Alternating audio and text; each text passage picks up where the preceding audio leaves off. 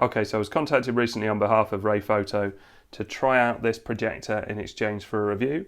So let's have a look at what's in the box. So inside the box we've got this pretty sturdy looking rucksack with a handle on the top, and inside we've got a standard HDMI cable, a figure 8 mains lead, an analog connection which I wasn't expecting, so that's pretty cool for all my old kit, instructions, and a load of cleaning implements and a little screwdriver, and obviously the main unit. So what looks like a speaker on the back, infrared, couple of USB sockets, a headphone jack and an AV jack, so that's put our analog video source into, and I've got HDMI 1 and 2. Looks like a nice heat sink behind this. A little door here with a filter underneath it, and a lens cap that we can take off. I also have a remote control which I missed because it was in the bottom of the box. So I was going to get some paper or a sheet or something, but when I did some research, apparently grey is one of the best colours for the screen for contrast. So let's switch on and see what happens in my hallway. So it comes up with a screen. I'm just going to turn this dial to try and do the focusing on it. So yeah, that looks nice and sharp. Let's just zoom into that so you can see what it looks like. Looks a lot brighter than it does on the camera. It is reasonably light here because there's a window just above it, but I just want to do the setup first of all like this. So I can change the language on the remote control and hit OK. Oh, we've got quite a cool menu. Oh, it looks very much like an Android box menu. So we've got the two inputs, we've got the analog inputs, we've got Miracast for Android devices and iOS Cast for iOS devices. I guess I'm going to need to set up the Wi-Fi first of all. Oh, and also maybe the keyframing a little bit. So you can see I can adjust to do with the angle that the device is at, and I can actually kind of tow it in with that left-hand wall there. So let's go to settings and network settings.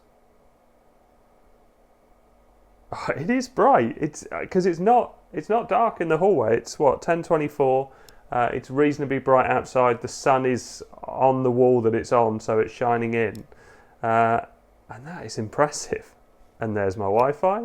Always nice putting Wi-Fi addresses on a menu like this with a remote control, but you only have to do it once. Right, I hope that's the right password. I'm trying to do it from memory. Yeah, we have a tick.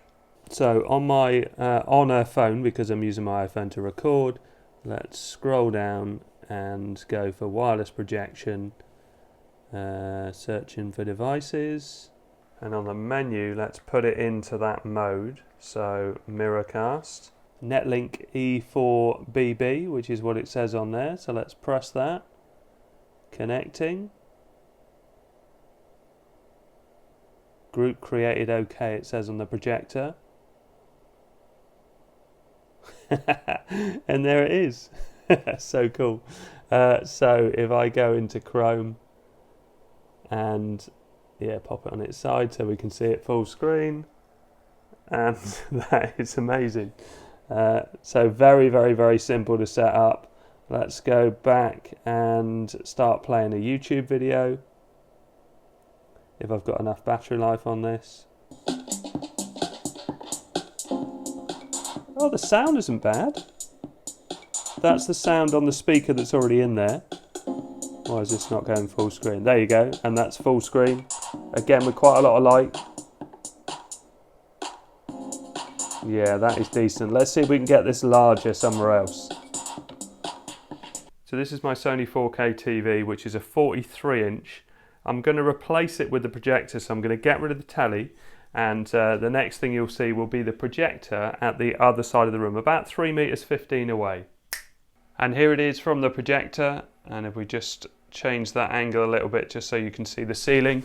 It's actually projecting on the light here, but because the light is white, it kind of doesn't matter too much. And I've measured it corner to corner. It measures about 90 inches. And the good thing about using an Apple TV with it, because the Apple TV is Bluetooth, I can basically call it up and use it without having to point it at the Apple TV box, because obviously the projector is behind me. So let's have a look at my video again and see how that plays. Oh, it does look cool.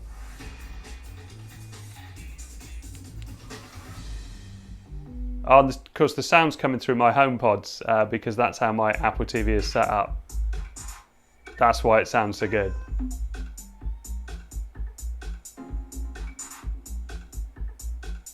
That's actually really, to be fair, I think from where I am, it's just too big.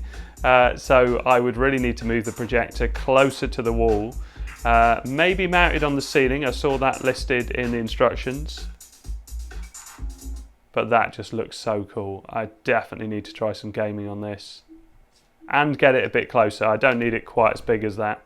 So before I tried gaming, I decided to watch a bit of Andor, and it was really impressive to watch it at this big size, around about 80 inches. There's quite a lot of light coming in through the sides of the room, but it's still perfectly watchable. It's going to be great at night. So let's try a bit of FIFA on the Xbox Series S. So this is a 4K device, well, it's capable of outputting 4K. The projector can take a 4K signal, but it drops it down to 1080. That's what it shows on the screen. And it does look nice and sharp.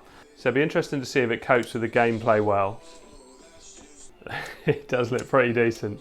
The pitch is going to look massive compared to what I'm used to. The sound from the speaker is definitely alright. I'm actually quite impressed with it. Oh, it looks bright as well.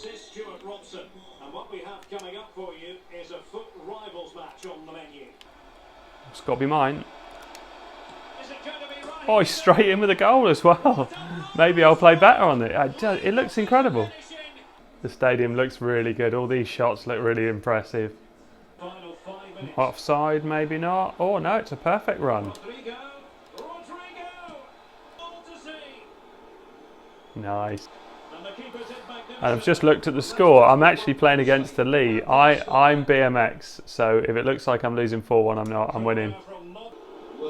Yeah, that does look really nice. Very impressed with that. Let's just quit out of FIFA and try something else. I think I've got a bit of Forza on here. Yeah, Forza Horizon 5. Look at that splash screen.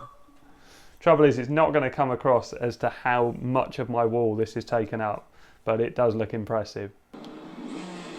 Yeah, that looks very impressive.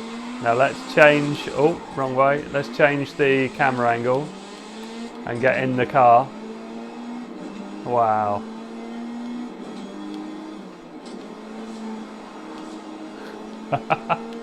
Yeah, again, doesn't feel laggy. Feels nice and fast. But these cars aren't moving very fast, are they? Let's try a bit of off-road. Oh. Let's get out of the car. There we go. Yeah, doesn't seem laggy at all. Really nice. A few things worth mentioning from the instruction book. You can see in this illustration there's 4 hanger screws to hang it from the ceiling. And it's worth showing this guide, which shows you that you get a 50-inch screen from 1.54 m away, but if you can get as far away as 3.69 m, you get 120 inches. Okay, so back in the menu, let's try out this iOS cast and see what it works like. So you can see here, we have to look for new app. So if I drag down and go into the mirroring one, I can see Netlink on here. There you go. And then if I come out of that, oh, it's not as sharp. Yeah, it's not as sharp as the normal image. I wonder what happens if I plug this in with a USB-C HDMI cable and see if that's better than doing the casting. It's responsive enough, but let's plug it in with an HDMI. So I have a USB-C to HDMI cable. I'm just plugging into the iPad now. And you can see top right that it's detected it. Oh, I've got a bit of reflection off my iPad screen then. And then if I go into inputs and HDMI 1, let's see if that looks sharper. Yeah, it's definitely a lot sharper. So you're better off to use a USB-C cable with an iOS device. You probably are with an Android device as well. When I was testing it before, it was on a smaller screen, and that feels faster as well. It feels like it's got more frames per second. And let's just call up a web page. Yeah, and the scrolling is pretty smooth. This is a 120 Hz iPad, so it looks better on the iPad, but that's perfectly usable.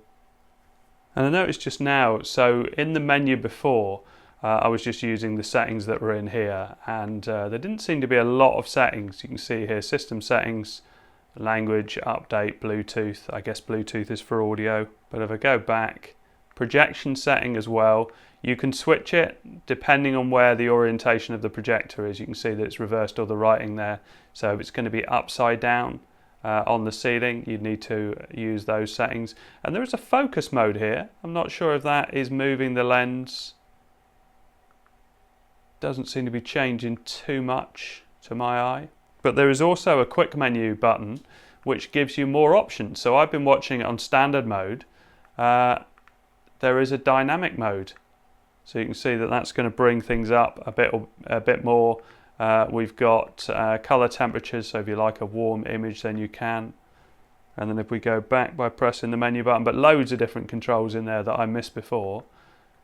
We've got sound options on here, bass and treble, aspect ratio 16:9, software upgrade, which I haven't tried to see if there is a software upgrade because everything is working.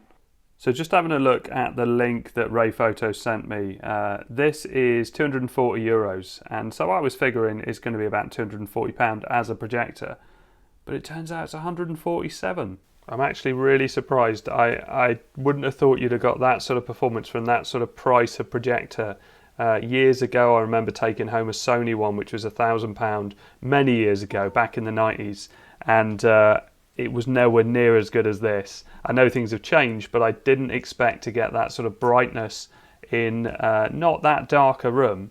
And yeah, really, really impressive. Right, so let's have a look at the specs. So 9,500 lumens.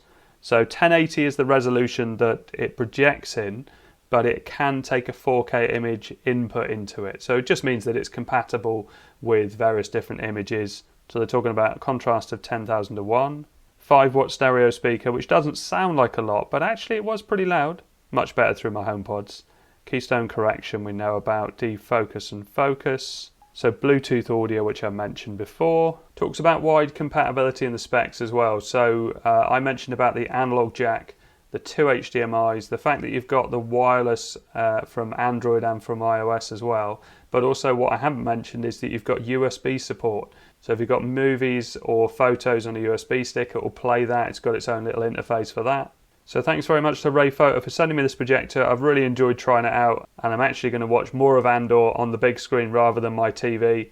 But I do plan to put this on the ceiling. We're having an extension done, and hopefully I can find a space for it and a nice big wall that I can put it on, because yeah, for movies it's superb, and gaming as well. Okay, so I hope all this helps. Thanks very much for watching. Please like and subscribe.